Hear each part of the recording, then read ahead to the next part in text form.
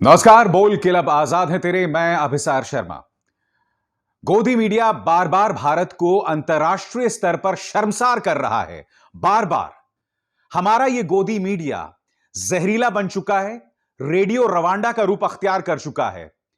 और अब तो दोस्तों जो खबर सामने आई है दोस्तों, बहुत ही शर्मनाक खबर है। आपके स्क्रीन पर यह है जी न्यूज का संपादक दोस्तों, और खबर क्या है यह मैं आपको बताता हूं। जी न्यूज के इस संपादक को, जैसा कि आप इस तस्वीर में देख सकते हैं, Dubai chapter, Indian chartered accountant के दुबई चैप्टर में बुलाया गया था भाषण देने के लिए। इस मुद्दे पर संयुक्त अरब अमीरात की राजकुमारी, जो कि इस वक्त आपके स्क्रीन पर है, उन्होंने आपत्ति दर्ज की। नतीजा यह हुआ दोस्तों कि जी न्यूज के इस संपादक को दुबई आने से रोक दिया गया, संयुक्त अरब अमीरात आने से रोक दिया गया। दोस्तों कितने शर्म की बात है। और उन्हें रोका गया इसलिए क्योंकि बकौल दुबई की इस राजकुमारी, यह आदमी जहर उगल रहा था। यह आदमी एक अपराधी है और इस आदमी ने मुसलमानों के खिलाफ सिवाय जहर उगलने के और कुछ नहीं किया। मैं बार बार आपको अपने इस मंच पर मिसाल देते रहा हूं कि किस तरह से ये न्यूज चैनल्स, ये संपादक जहर उगल रहे हैं। बोल क्लब आजाद है तेरे, बोल ज़बां अब तक तेरी है। और जिस संपादक की बात हो रही है दोस्तों, आपको यह वीडियो देखना पड़ेगा। इस वीडियो में यह कथित तौर पर वसूली कर रहा है और उसके बाद, जैसे कि आप इस तस्वीर में देख सकते हैं, यह जेल भी गया, तिहाड़ जेल भी गया। यही नहीं, जब एक दूसरे चैनल का संपादक था तब इसने उमा खुराना नाम की एक अध्यापिका पर गलत आरोप लगाए, उसके खिलाफ एक झूठी स्टोरी चलाई कि वो वैश्याओं की सरगना है। नतीजा यह हुआ दोस्तों, एक पूरी भीड़ पहुंच गई उसे लिंच करने के लिए। बाद में पता चला वो खबर ही झूठी थी और वो जो चैनल था उसे 1 महीने के लिए बंद करना पड़ा। कायदे से इस पत्रकार का करियर वहीं खत्म हो जाना चाहिए था, मगर बात वहां नहीं रुकी। इसने जी न्यूज में शामिल हुआ। जी न्यूज में बैठकर वो तस्वीरें सामने उभर कर आई जिसमें कथित तौर पर वसूली कर रहा था। यह बात अलग है कि बाद में इन्होंने दावा किया कि नवीन जिंदल ने केसेस वापस ले लिए हैं, इसलिए मुझे जीत हासिल हुई है। क्या आप जनता को झूठ बोल सकते हैं? क्योंकि आप वीडियो में देखे गए थे वो महान कार्य करते हुए। और दोस्तों ऐसे पत्रकार हैं जिन्हें हमारे देश के एक बहुत बड़ा वर्ग अपना हीरो मानता है। मगर मुद्दा यहां सिर्फ इस पत्रकार का नहीं है। मैं आपको पहले तो दिखलाना चाहूंगा कि यह आदमी अपने मंच पर किस तरह से जहर उगलता है। आपकी स्क्रीन पर देखिए दोस्तों, इसने एक शो चलाया था कि देश में कितने तरह के जिहाद हैं। खाना जिहाद से लेकर लैंड जिहाद से लेकर एंटरटेनमेंट जिहाद से लेकर सब कुछ, इसने सबको टारगेट किया था दोस्तों। और क्या आप जानते हैं कि यह खबर व्हाट्सएप पर चल रहे एक प्रचार पर आधारित थी। एक न्यूज चैनल से उम्मीद की जाती है कि जब आप एक खबर चलाते हैं तो उसके पीछे आप कुछ रिसर्च करते हैं, कुछ मेहनत करते हैं। मगर इस आदमी ने एक फेसबुक पेज में चलाए जा रहे एक जहरीले प्रचार के आधार पर एक पूरा कार्यक्रम बना दिया मुसलमानों के खिलाफ और जिहाद का नाम लेकर उनके बारे में अनाप शनाप बकना। सबसे पहले दोस्तों मैं आपको बतलाना चाहूंगा कि उसे जो आमंत्रण दिया गया था, किस कदर उसे जलील किया गया है और कैसे वो निमंत्रण जो है कैंसिल किया गया। आपके स्क्रीन पर chairman and management committee, ICAI Abu Dhabi chapter, subject request to drop Sudhir Chaudhary from the panel of speakers. Dear sirs, greetings. We, the undersigned members of the Abu Dhabi chapter of ICAI, writing this note to express our disappointment and disagreement with the decision of including a controversial journalist, Sudhir Chaudhary, in the panel of speakers in the forthcoming seminar of the chapter. No doubt that Sudhir Chaudhary is a popular TV personality, but he has been alleged to have involved in numerous unprofessional journalism and criminal misdeeds.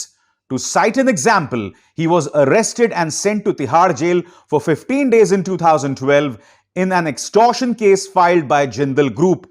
He has been accused of manufacturing and spreading fake news, Islamophobia and communal hatred, doctoring tapes, etc.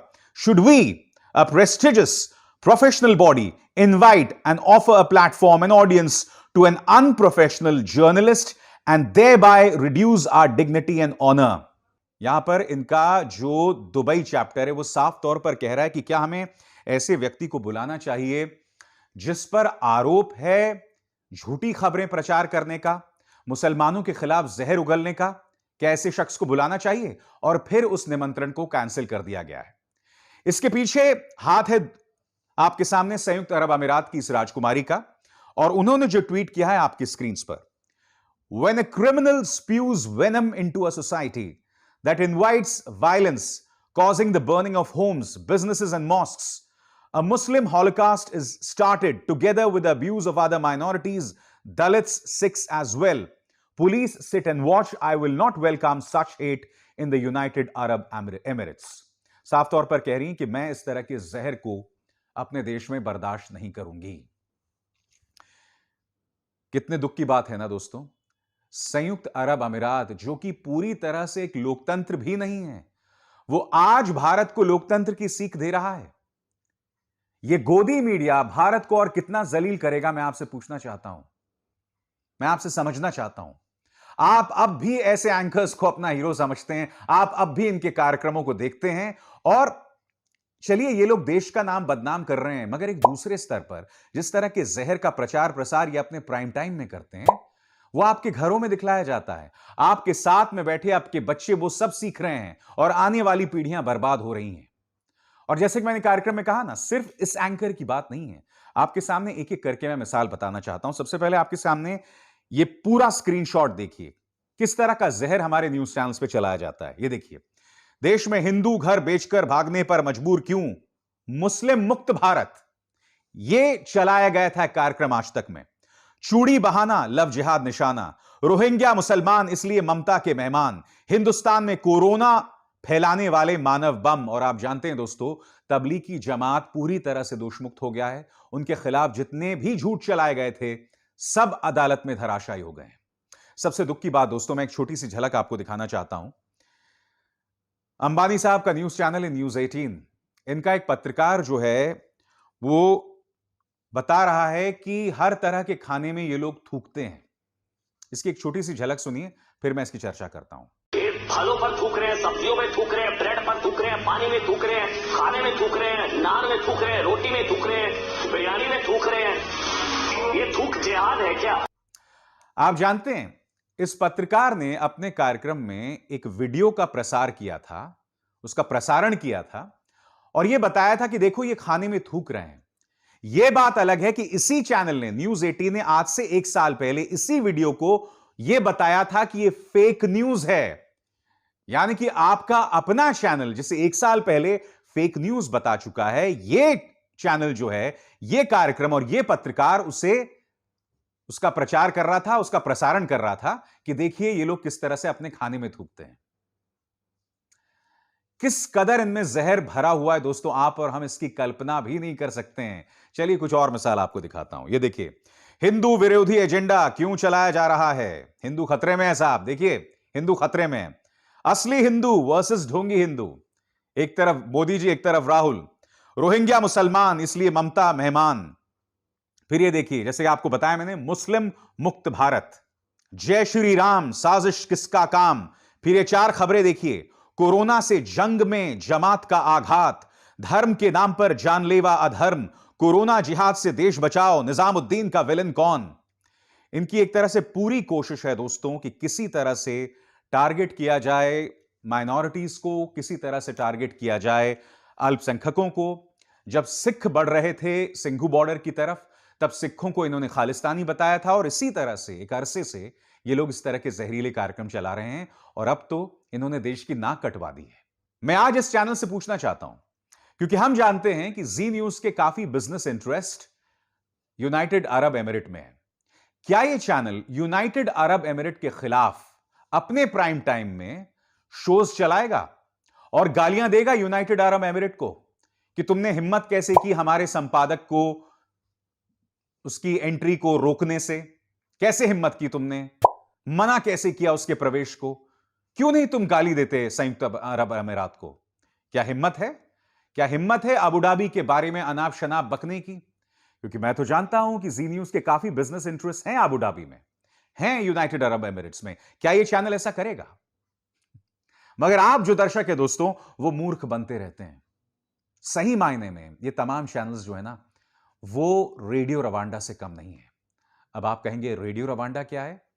आप भूल जाते हैं दोस्तों, आज से कई महीनों पहले मैंने इसी मंच पर शो किया था और आपको बताया था रेडियो रवांडा कितना खतरनाक है। आइए फिर से उसकी एक झलक देखिए, और यह झलक देखने के बाद मैं आपको एक बहुत जरूरी संदेश दूंगा बाद में। सुनिए, रेडियो रवांडा क्या था दोस्तों? रेडियो रवांडा, रवांडा नाम के देश में एक रेडियो चैनल था, और उस वक्त के तमाम अखबार, उन अखबारों ने रवांडा के अंदर जो दो समुदाय थे, हुतू और तुत्सी समुदाय के खिलाफ प्रोपेगेंडा चलाना शुरू किया, उन्हें मारने की वकालत की। नतीजा क्या हुआ दोस्तों? सिर्फ 100 दिन के अंदर 8 लाख तुत्सी समुदाय लोगों को मौत के घाट उतार दिया गया। आज आपकी स्क्रीन पर यह तस्वीर है दोस्तों। यह तस्वीर किसकी है मैं आपको बताना चाहूंगा। यह तस्वीर है एन मैरी उविमाना की। कौन है एन मैरी उविमाना? सबसे पहले मैं चाहूंगा कि आप सुने कि एन मैरी कह क्या रही हैं। जिस दिन मेरे बेटे की हत्या हुई, उस सुबह उसने अपने दोस्त से कहा था कि उसे लगता है कि कोई उसकी गर्दन काट देगा। जब जब मुझे उसकी ये बात याद आती है तो मैं अंदर से टूट जाती हूं। उस दिन सेलेस्टिन 2 हमलावरों के साथ मेरे घर में दाखिल हुआ। उनके हाथों में लंबे लंबे चाकू और तलवार नुमा हथियार थे। हमने अपनी जान बचाकर घर से भागने की कोशिश की, लेकिन सेलेस्टिन ने अपने तलवार नुमा हथियार से मेरे 2 बच्चों की गर्दनें काट दी।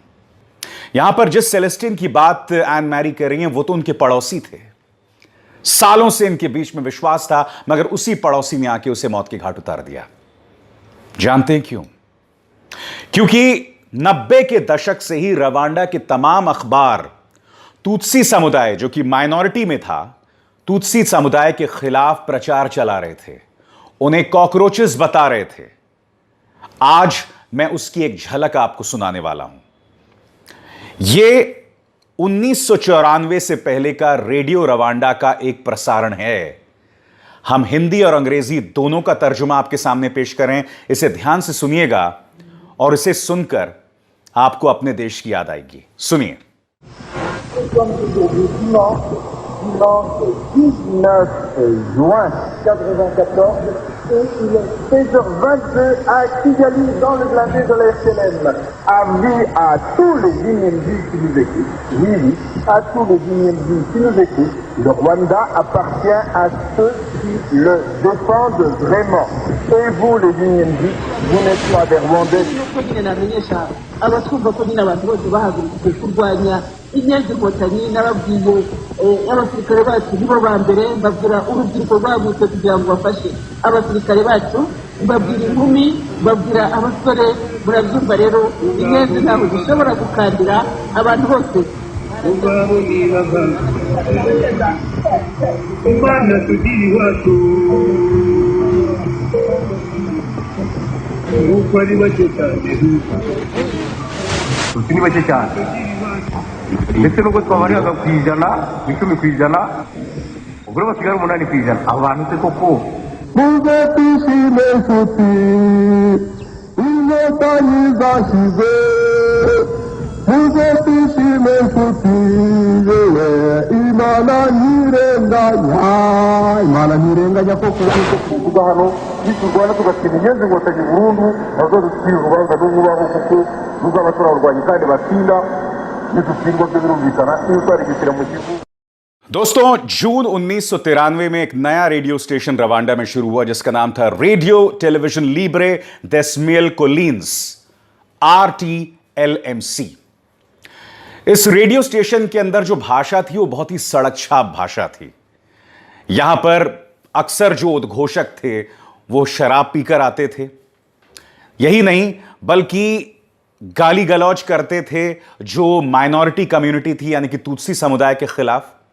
और जब यह नरसंहार शुरू हुआ तो सिर्फ तुत्सियों को नहीं मारा गया, बल्कि हुतू समुदाय में जो उदारवादी लोग थे, जो तुत्सियों के खिलाफ अत्याचार हो रहा था, उन्हें भी उन्होंने मौत के घाट उतारा। यही नहीं, तुत्सी समुदाय की कई जो औरतें थीं उन्हें सेक्स स्लेव्स बनाकर रखा गया। आज मैं आपके सामने भारतीय मीडिया की कुछ मिसालें पेश करना चाह रहा हूं और मैं चाहूंगा कि आप इस पर गौर करें। सबसे पहले तो मैं आपके सामने रख रहा हूं टेलीविजन टुडे आज तक के इस कार्यक्रम का यह स्क्रीनशॉट, जिसकी खासी आलोचना हो रही है। और सबसे शर्म की बात यह है कि इंडिया टुडे के जो संस्थापक हैं अरुण पुरी साहब अब तक इस पे खामोश हैं और मैं इस बात को समझ नहीं पा रहा हूं कि सबसे पहले तो आपके चैनल पर यह गया कैसे। सुनिए क्या है। जन्मभूमि हमारी, राम हमारे, मस्जिद वाले कहां से पधारे। मस्जिद वाले कहां से पधारे। क्या अभी तक फैसला आया है सुप्रीम कोर्ट का? नहीं आया है, मगर साफ तौर पर एक भड़काऊ कार्यक्रम करने की कोशिश की गई। अरुण पुरी, जिन्होंने शुरू की थी एक प्रतिष्ठित पत्रिका जिसका नाम था इंडिया टुडे, वो उस मुद्दे पर पूरी तरह से खामोश थे जब यह कार्यक्रम का प्रसारण हुआ था। देखिए, हकीकत यह है दोस्तों कि आप और हम समझ नहीं पा रहे हैं।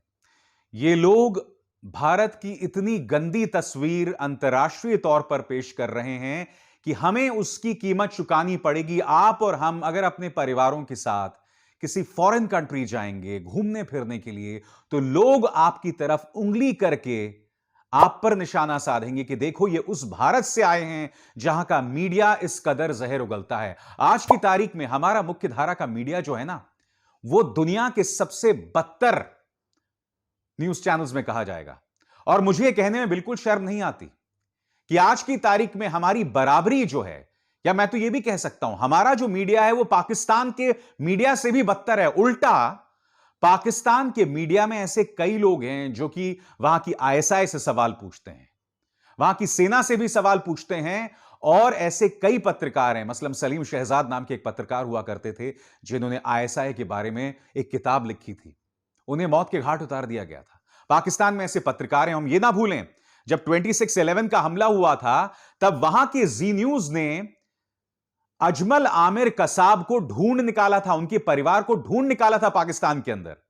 उनके अपने चैनल्स ने यह सब किया था और उसी का सहारा लेकर हम दुनिया के सामने गए थे और हमने कहा था देखो, पाकिस्तान के जो अंदर उनके अपने न्यूज चैनल्स कह रहे हैं कि ये आतंकवादी जो हैं वो पाकिस्तान के साथ जुड़े हुए हैं। और मैं अब कल्पना भी नहीं कर सकता हूं कि आज की तारीख में हमारी बराबरी समाचार के लिहाज से, पत्रकारिता के लिहाज से सबसे बदतर देशों से होगी। कितने शर्म की बात है। But you as the people of this country deserve better. आप जी न्यूज, रिपब्लिक, इन तमाम चैनल्स को देखकर अपना भविष्य बर्बाद नहीं कर सकते हैं, क्योंकि न सिर्फ आपकी रीढ़ गायब होती जा रही है, बल्कि जो जहर का प्रचार प्रसार इन चैनल्स में होता है उससे हमारे समाज का नुकसान हो रहा है, हमारी देश की नाक कट रही है। इसका सिर्फ एक समाधान है, न्यूज क्लिक देखिए दोस्तों, क्योंकि हम आपके मुद्दे की बात करते हैं, आपके हक की बात करते हैं और अपने उस फर्ज से हम पीछे नहीं हटेंगे, यह हमारा वादा है। नमस्कार।